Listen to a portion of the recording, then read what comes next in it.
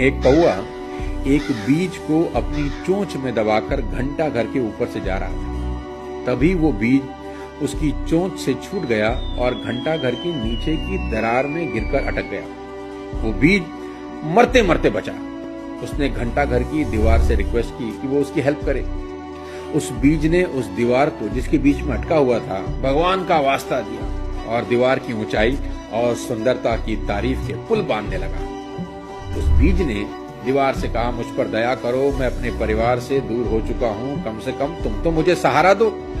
मैं कसम खाता हूं कि अगर मैं बच गया तो अपनी बाकी पूरी जिंदगी इस छोटे से छेद में गुजार दूंगा। बीज की बात सुनकर दीवार को दया आ गई और उसने उस बीज को वही शरण दी जहां वो गिरा था। कुछ ही समय में बीज की जड़ें निकल आई और वो बीज उसी दीवार के बीच में सेंध लगाने लगा।